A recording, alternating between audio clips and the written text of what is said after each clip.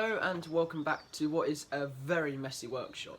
I've got barely any space. The only tools I can get to are the bandsaw and the lathe, which is all I really need. Today we're going to be making this small pedestal style clock. I apologise for all the pipes and the water and things, can't do much about that.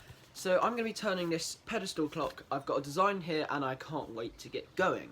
I'm going to use some oak countertop and perhaps a bit of sapele or something like that to turn it. Now I don't have much experience with doing pedestal clocks and things like that, so I think this will be a really good and challenging learning curve. So as I said, we'll get cracking on the lathe. I've got my new wood turner smock. I've got lots of new accessories to try. We do need to cut up the blanks for this first, which we'll do now. Let's get going. For the base of the clock, I chose to use a piece of oak countertop as I thought this had a really nice grain pattern and would complement the sapele particularly well. I used my round scraper to refine the overall shape and used the skew to really hone that shape. I then sanded from 120 grit up to 400 grit and applied one layer of cellulose sanding sealer. I then applied Woodturner's blend over the top of that and buffed to achieve a really nice finish.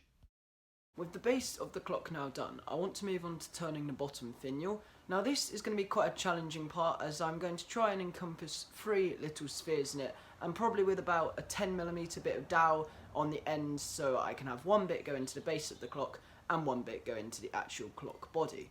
So hopefully this is all going to go well. Let's start doing that.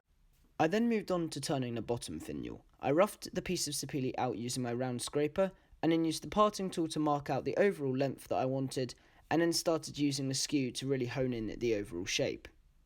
I then sanded up the spheres from 120 grit through to 400 grit and applied some cellulose sanding sealer and a coat of Woodturner's blend. I then used my parting tool and a pair of calipers to start profiling in the dowel section. I chose to go with 10mm for this. So for the next part of this project, I'm going to turn the decorative top finial. Now this is going to be quite small and quite fiddly. I had a practice a few days ago at turning one of these and unfortunately I snapped it, so I'm hoping this one's going to turn out a little bit better than the broken one. Now ideally on this one I want to really challenge myself. There's something I've always wanted to do but never really thought I could try it because it's a little bit risky because it could come off the lathe or it might just break. But I'm going to give it a go on this piece. I want to try and turn a captive ring. A captive ring is essentially a ring that is stuck inside the finial so that it's basically stuck at both ends but it will move around in the piece. Now this is going to be quite challenging, but I think I might be able to do it if I use the skew and just really practice with it on the lathe. Now the actual finial itself isn't going to be too complicated. I'm just probably going to have 2 beads on it, maybe 3, and sort of a pointed section towards the top. I placed the piece of sapele between 2 centres and roughed out using my round scraper. I then used a ruler and a pencil to mark out the rough shape I was going with. I had a rough idea of what I wanted to create with this shape, but I let the piece of wood dictate what I was going to do with it. The skew that I was using here was a very thin 6mm one, and I also used the 12mm one to help me. I really am enjoying using the skew at the moment, and I think it's probably my favourite tool to use, as it's quite a difficult one to master, but I'm really enjoying practicing with it. I then moved on to turning the captive ring. This was definitely a challenge, but as you can see, it did work and I was really happy. It was quite difficult, but I enjoyed it. So it's about 7:20 in the morning at the moment, which is never too early to start. And today I'm going to try and get the element of this pedestal clock done, which is the most important, and that is this part, the actual bit that the clock will sit in.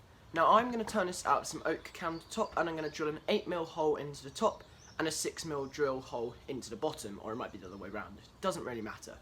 And that will account to let the finial go into the top and another finial to go into the bottom. And then obviously for the base we'll have to drill another hole. Now I'll be using a drill press with a vise set up into it, as this will really allow me to drill accurate 90-degree holes. I then moved on to drilling out the 8mm hole and 10mm hole in the clock body. For this I just used one of my Axminster trade clamps to hold the piece of wood, and then used my drill press to try and drill the hole. Now this isn't really the ideal setup to use. Ideally you want to use a machine vise and a proper drill press, but I made do with what I had. So what I've done is drilled out all of the holes for the clock. Apologies for the banging, some tiles that are being removed at the moment. So here's what it looks like so far. I'm pretty happy with this. This is a bit wobbly because it's clearly going to need gluing in. I'd rather it's a tiny bit loose than a tiny bit too tight, in my opinion anyway. So I think this looks pretty cool. I'm really happy with the overall shape and design. Obviously this is going to be circular and have the clock insert. So if you picture it like that, that's how it's going to end up looking if it all goes to plan. So now what I need to do is mark out the circle for this part and cut it on the bandsaw. Now one thing I've never done before is drilled the holes through first, and if you do that, it makes it so much easier for turning because you've already got all your holes to put the things through.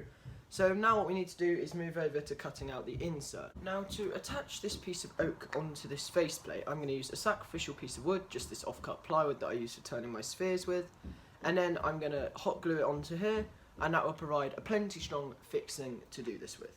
Now essentially just a little rim of hot glue in here, squish together, clamp up nice and tight, wait about 10 minutes before I turn it, and I probably won't turn it now anyway, it's about 8:20, something like that in the morning. So I'll probably do it at about 9ish or something like that. So we're just going to glue this on now. Nice rim of glue around here. Get this all lined up nicely. Okay, that'll do. Now we just get this lined up nicely. So flip it over quickly whilst the glue's still moving a little bit. Line it up with both the edges. Try and get it as close to matching as you can. Okay, and that's it.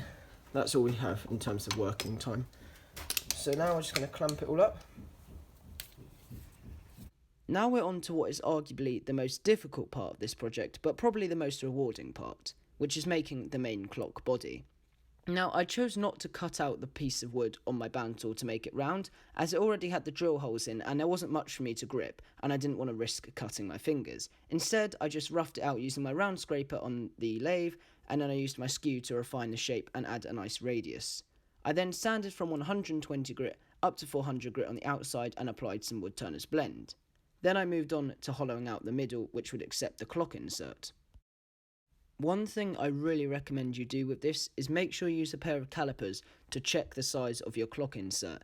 I forgot to do that, and this resulted in me having to hot glue it in, which wasn't ideal. Put too much pressure on it and broke it. So we're going to have to buy a new clock, but you can understand what it was meant to look like. Well, overall I'm really happy with that. Shame I smashed the clock. I'm not going to be able to get another one before the end of January, so I'll have to submit it like this. But clearly you can envision what it was supposed to look like. It's got a nice captive ring here, and the lovely clock body. And then I did that to the clock face, but you know, it is what it is. It works, it does the job. So yeah, really happy with the overall finish. So I really hope you've enjoyed watching this video. It's been an absolute blast turning this clock. And as you've seen, I did have my problems with it, especially with turning the insert part for the clock. But it came out and I'm really happy about it. I do need to purchase another clock body, as unfortunately I did put too much pressure onto the clock when I was trying to squeeze it into that. Because after all, I did end up turning the clock bit too wide, which is slightly irritating, but it's all practice and it will all improve over time. And I'm definitely going to be turning a few more pedestal clocks, but the next one I'm going to do is going to be a bit bigger, and I'm going to try and challenge myself a little bit more. I think every time I make something, I want to try and challenge myself, whether that's a new technique, a new part, or just a new project in general. This pedestal clock definitely pushed me outside of my comfort zone, and I tried a lot of things that I hadn't ever done before. I hope you enjoyed this video. Thank you so much for watching.